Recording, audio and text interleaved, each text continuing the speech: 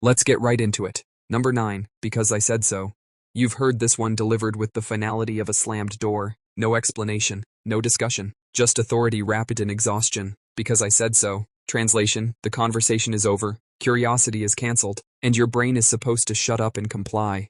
Here's the psychological problem hiding under that sentence. Kids aren't asking why to be annoying. They're doing it because their brains are actively building cause and effect models of the world. When you cut that process off, you don't teach respect, you teach confusion. The rule exists, but the reason doesn't. So the rule feels random, unfair, or personal.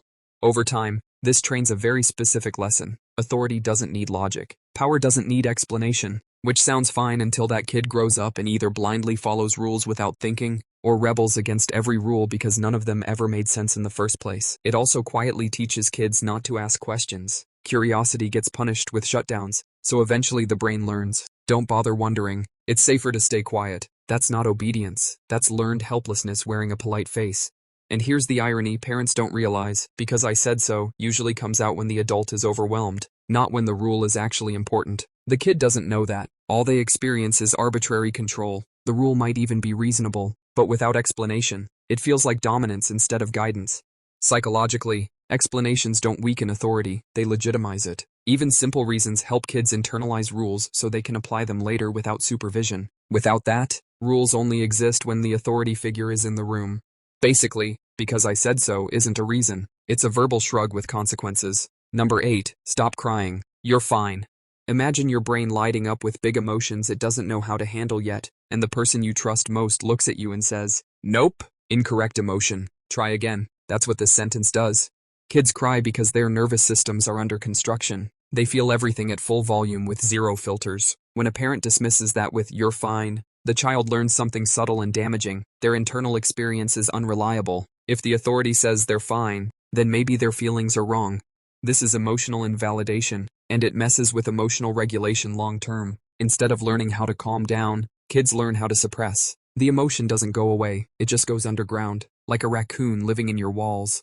Over time, this teaches kids that expressing distress leads to rejection, so they stop expressing it. They become easy, quiet, mature for their age. Adults love that. Therapists see the bill later.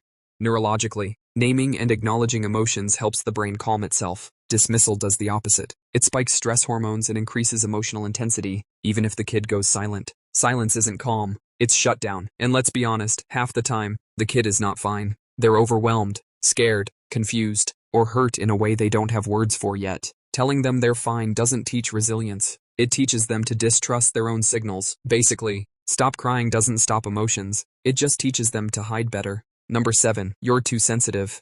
This one usually lands casually, like it's just an observation, but psychologically, it's a tiny wrecking ball. You're too sensitive doesn't describe behavior, it labels a personality flaw. It tells a kid that their emotional responses are excessive by default, not situational, not understandable, just wrong. Sensitivity isn't a malfunction, it's a nervous system trait. Some brains process emotional and sensory input more deeply. When that's framed as a problem, the child learns to be ashamed of how their brain works. Instead of learning regulation, they learn self-criticism. What makes this toxic is that it flips responsibility. You're not upset because something hurt you. You're upset because you're defective. That message sticks. Over time, kids internalize this and start gaslighting themselves. They feel hurt. They apologize for emotions. They downplay discomfort. They tolerate things they shouldn't because they've been trained to doubt their reactions. Psychologically, this creates emotional confusion. Emotions are data. They're signals. Teaching a kid that their signals are unreliable is like telling someone their smoke alarm is just dramatic. Eventually, they stop responding to it, right up until something is actually on fire. Ironically, many adults who were labeled too sensitive grow up to be hyper-aware of other people's emotions while completely disconnected from their own. They become excellent emotional managers for everyone else and terrible advocates for themselves. Basically, calling a kid too sensitive doesn't toughen them up. It teaches them to turn their emotions against themselves. Number 6. I'm only doing this because I love you. This one sounds comforting, warm, responsible, except it's often used to justify behavior that hurts, scares, or humiliates. The message becomes, pain equals love, discomfort equals care, and that's where things get psychologically messy. When love is paired with distress, a child's brain links the two. It learns that being hurt by someone doesn't mean something is wrong. It means that's how love shows up. This is how emotional confusion gets installed early and runs quietly in the background for years. The phrase also shuts down disagreement. If the action is framed as love, Then questioning it becomes questioning the love itself. The kid can't say, "This hurts me," without it sounding like, "You don't love me," so they stop speaking up. This teaches a dangerous lesson. Intentions matter more than impact. It doesn't matter how something feels to you. What matters is that the other person meant well. That belief follows people into adulthood and keeps them in unhealthy relationships where harm is constantly excused by good intentions. Psychologically, kids need love to feel safe and predictable. When love becomes associated with fear or shame, their attachment system gets scrambled. They crave closeness while bracing for pain. That push-pull dynamic becomes familiar, and familiarity feels like home. The wild part? Many parents truly mean it. They believe the behavior is necessary, but intent doesn't cancel effect. The brain doesn't care why something hurt. It just records that it did. Basically, love shouldn't need a disclaimer. Number 5, other kids have it worse. This one usually shows up when a kid is already upset. They're sad, frustrated, overwhelmed, and suddenly they're handed a global comparison they didn't ask for. Other kids have it worse. Congratulations. Their feelings have now been compared to the entire planet and found unworthy. Psychologically, this teaches kids that emotions are a competition. If someone else is suffering more, you're not allowed to feel bad, which sounds logical on paper and completely breaks emotional processing in real life. Pain isn't a pie. Someone else having more doesn't mean yours disappears. This kind of comparison shuts down emotional expression without actually resolving anything. The kid doesn't feel better, they feel guilty. Guilty for being sad. Guilty for needing support. Guilty for taking up emotional space. So the emotion gets buried under shame instead of understood.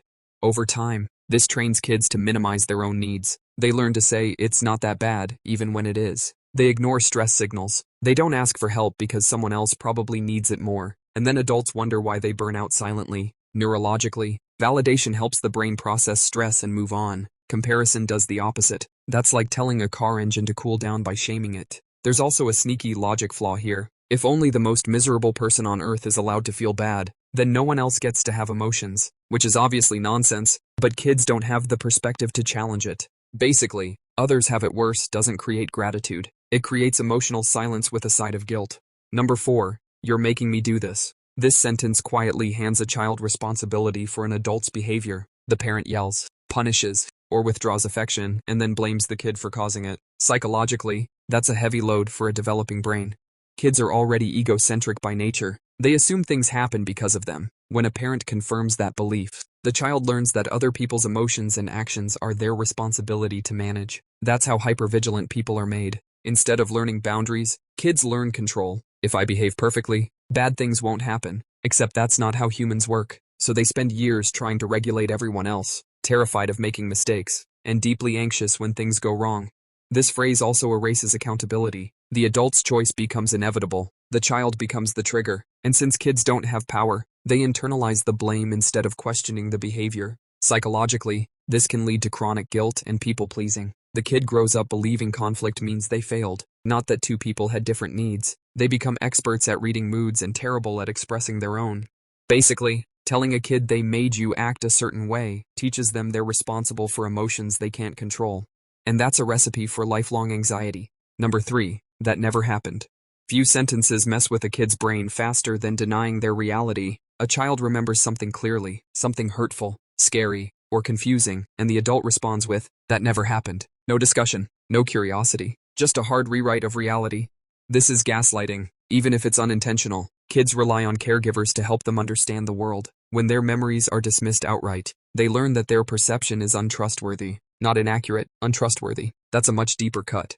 Psychologically, this fractures self-trust. The child starts second-guessing memories, emotions, and instincts. They stop relying on internal cues and start outsourcing reality to whoever sounds most confident. That makes them extremely vulnerable later in life to manipulation and self-doubt. The brain needs coherence. It wants experiences to make sense. When a trusted adult denies something that clearly happened, the brain has two options: believe the adult or believe itself. Kids almost always choose the adult. Survival depends on attachment.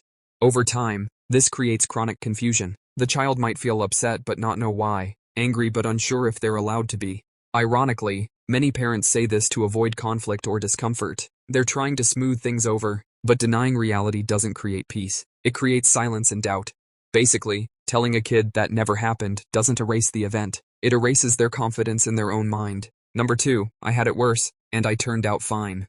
This one is delivered like a mic drop. Case closed. Trauma dismissed. The logic goes, I survived this, therefore it wasn't harmful, which ignores a critical detail. You surviving something doesn't mean it was healthy. Psychologically, this normalizes suffering. It reframes harm as character building and discourages any discussion about impact. The kid learns that pain is just part of love, growth, or life, and that questioning it is weakness. There's also a massive blind spot here. "I turned out fine" is usually said by someone who doesn't realize how much they're still affected. Emotional avoidance, anger issues, difficulty with vulnerability, those don't feel like damage from the inside. They just feel normal. This phrase also blocks empathy. Instead of asking how the child feels, the adult centers their own past. The child's experience becomes invalid unless it meets some invisible threshold of suffering. Psychologically, this teaches kids that emotions must be justified by comparison, that their pain needs credentials, and since they can't compete with an adult's life story, they stop trying. Basically, surviving something doesn't mean it didn't leave marks. Number 1, you owe me. This one doesn't always come out loud. Sometimes it's implied. Sometimes it's wrapped in reminders of sacrifice. Food, shelter, time, money, effort, all true things, all real work, and none of them create a debt a child is responsible for repaying. Psychologically, this phrase turns parenting into a transaction. The child didn't ask to exist, but they're made to feel like they're permanently behind on payments. Love becomes conditional. Approval becomes something to earn. When kids grow up believing they owe their parents, boundaries become almost impossible. Saying no feels like betrayal. Independence feels like abandonment. Any choice that prioritizes their own needs triggers guilt, because somewhere in their brain is a running tab they can never fully pay off. This creates adults who overextend themselves, stay in unhealthy dynamics, and confuse obligation with love. They feel selfish for having needs. From a psychological standpoint, healthy parenting is asymmetrical. The parent gives, the child receives. That's the deal. Turning that into a moral debt reverses the roles and puts emotional weight on someone who never consented to carry it. And here's the quiet tragedy. Kids raised this way often feel deeply loyal while simultaneously resentful, and don't understand why. Love mixed with obligation curdles into something heavy. Basically, love given with a price tag isn't love, it's leverage. That's all for today. I'll be making similar videos in the future. Subscribe to see them.